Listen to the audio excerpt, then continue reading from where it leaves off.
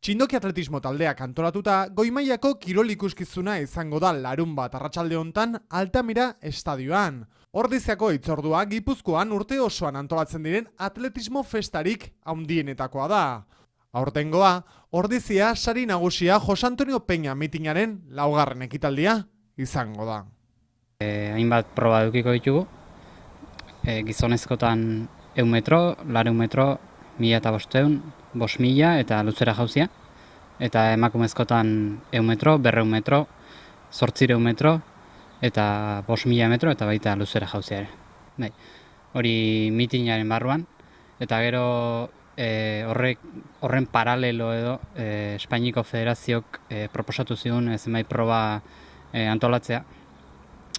Aurten Europako txapelketak izango dira abuztun Berlinen, eta estatu mailako atleta honeneko haindik batzuk minima ez du lortu, gutxieneko marka bat lortu behar da txapelketa horta joteko.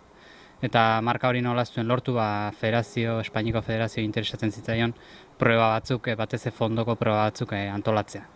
Eta gu ados geunden behaiekin, eta erabaki dugu aurretik esan dituten proba horiz gain jartzea 3000 oztopok, bai neska eta bai mutil, eta 10.000 metroko lasterketa bat. Gure helburua izaten da maila honeko jendea ekartzea. Nolabait ziurtatzea maila honeko probak izango diela. Proba bakoitzen irabazlentzako 100 euroko saria daugu, eta errekorra egiten donantzako 200 euroko saria. Eta aurten, orain dela gutxi Beasaingo udalakin hitzarmen berri bat sinatu dugu. Eta horren aria, Beasain saria izena jarri dugu 10.000 metroko lasterketai.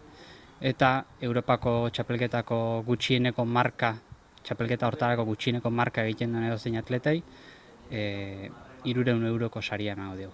Beraz, posible da atleta bat etorri eta 800 euroko sariarekin joatea. Orduan nik uste erakargarria dela eta proba gutxitan daudela holako sariak. Bai, horrez gain baita umen probak ere jartzen ditugu, Alebin eta Benjaminentzat.